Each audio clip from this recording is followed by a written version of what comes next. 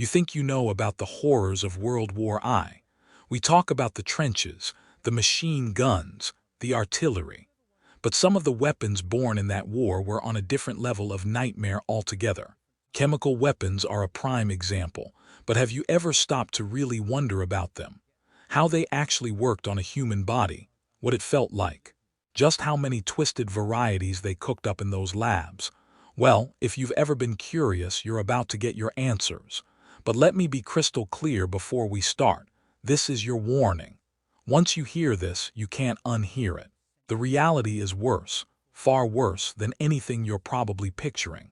So if your stomach isn't made of iron, consider this your chance to step away. Seriously, all right. For those still here, let's rewind the clock. We need to understand where this all came from. The idea of using poison in war isn't new, it's ancient history.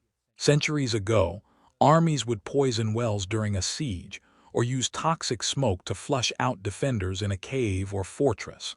The Spartans and Athenians dabbled in this stuff, but it was always seen as a dirty, underhanded trick, a last resort.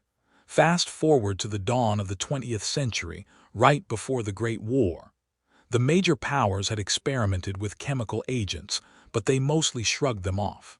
They were seen as impractical, but more than that, they were viewed as cowardly, uncivilized.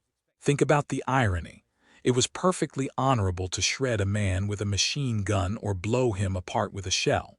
But using poison, that was a low blow, a violation of some unspoken warrior's code.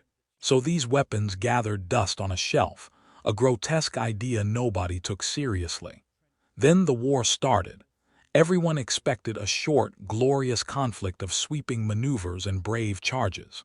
Instead, they smashed headfirst into a wall of machine gun fire and rapid-firing artillery, guided by eyes in the sky, airplanes, providing real-time intelligence for the first time in history. The result? A bloody, grinding halt.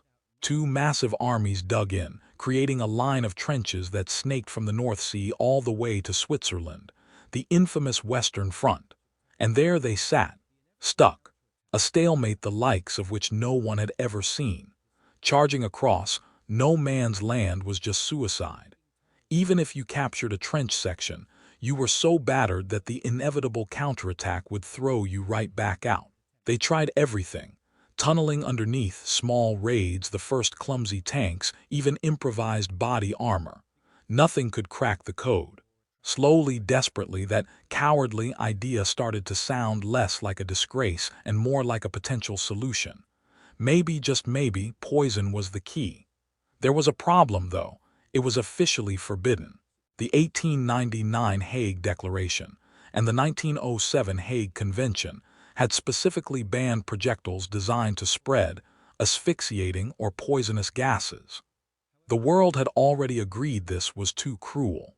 But the war in the mud was rewriting all the rules of cruelty month by month. It was in this atmosphere of despair and deadlock that chemical warfare was reborn, not as a dirty trick, but as a potential superweapon that could win the war.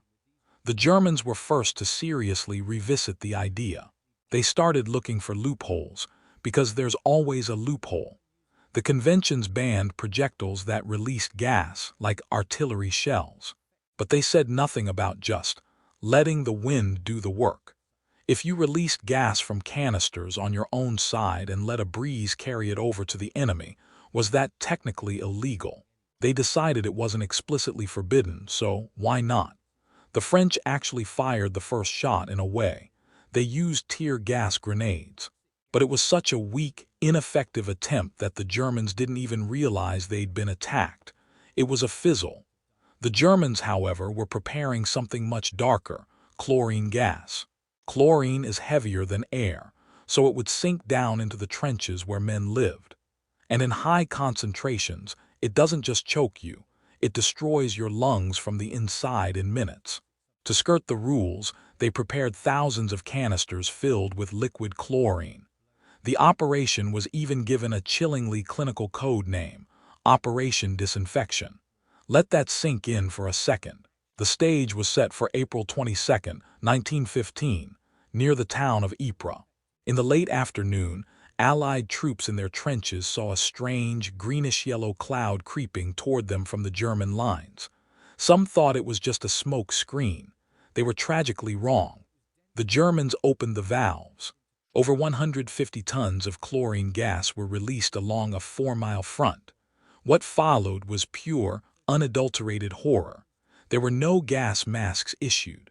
Men began to smell the sharp, pungent scent of bleach, but by then it was too late. The gas flooded into dugouts, shell holes, and trenches. Reports from the front described sheer panic. A French captain frantically phoned his headquarters, screaming, "All my trenches are choked. I am falling myself," before the line went dead. Soldiers stumbled out, clutching their throats, their faces turning gray, eyes bulging before collapsing. In about 10 minutes, an entire section of the French line simply ceased to exist. Over 1,000 men killed, thousands more blinded and choking, fleeing in terror. A whole 4 miles wide was torn open in the Allied front. German infantry followed, wearing crude gauze pads soaked in a protective solution, stepping over piles of the dead and dying. They were reportedly shocked by the scene they had created. The gas even drifted into nearby villages, killing civilians and animals. But here's the twist. The attack was too successful.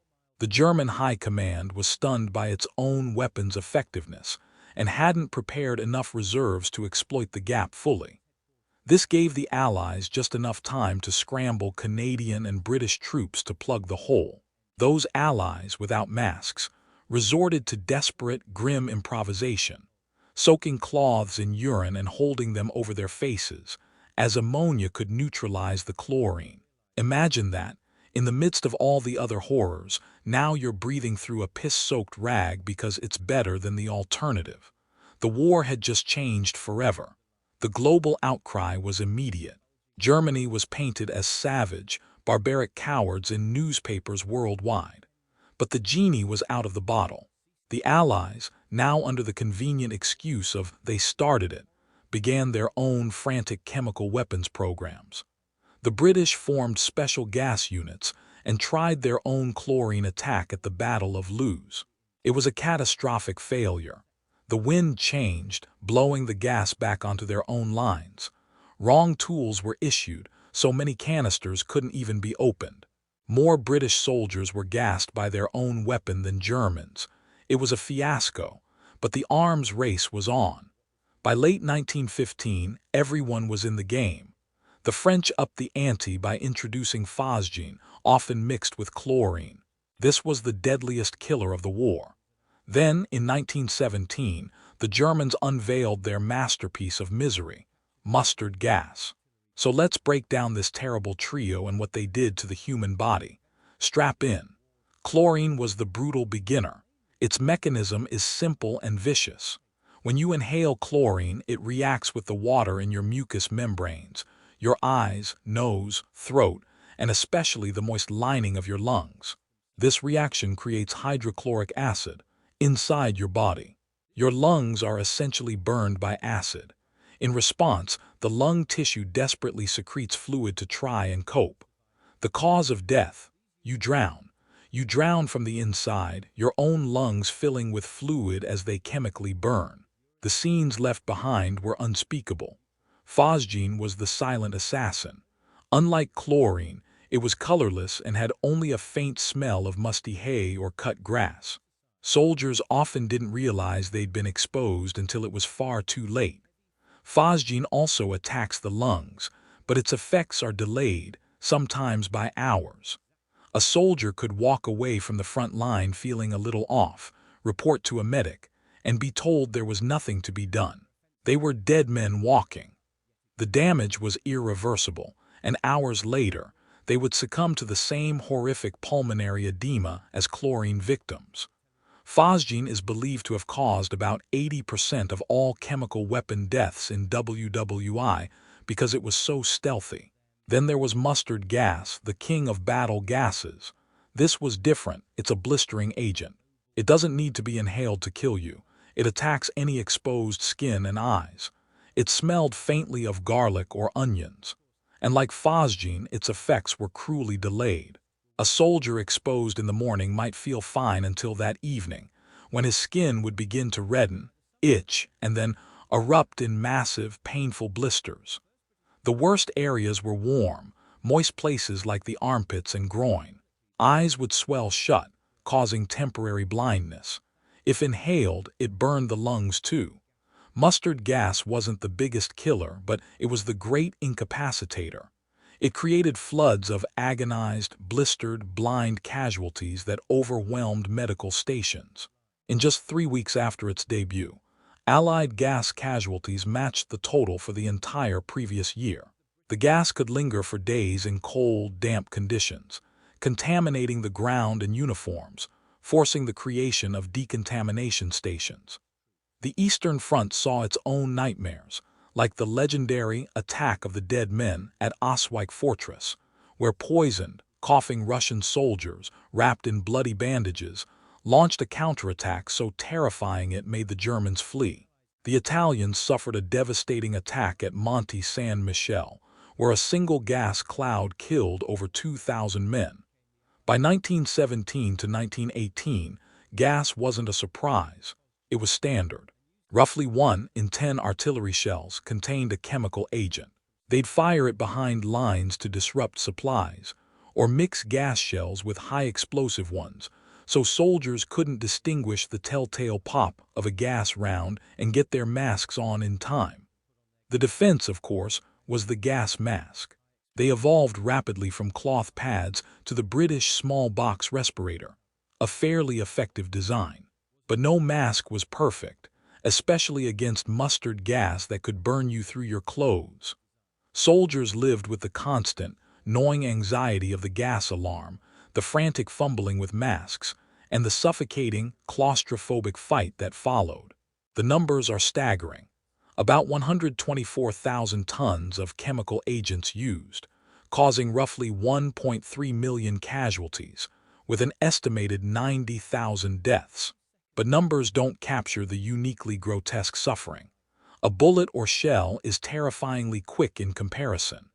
These weapons killed slowly, agonizingly, and left survivors blinded, with ruined lungs and psychological scars that never healed. After the war, the world was rightly horrified. The 1925 Geneva Protocol banned the use of chemical weapons. But it had fatal flaws. It didn't ban making them or stockpiling them, and most countries signed with the condition, "We won't use them unless you do first." It was a permission slip for future use. The science only got darker. New agents called nerve gases like tabun, sarin, soman were developed, which attacked the nervous system itself, causing convulsions and respiratory failure. Biological weapons, anthrax, plague, botulinum toxin, entered the picture, with the potential to spiral into uncontrollable pandemics. Japan infamously used both chemical and biological agents against China in WWI, even testing them on prisoners. Hitler, who was reportedly temporarily blinded by mustard gas in WWI, stockpiled nerve agents but never pulled the trigger, likely fearing retaliation.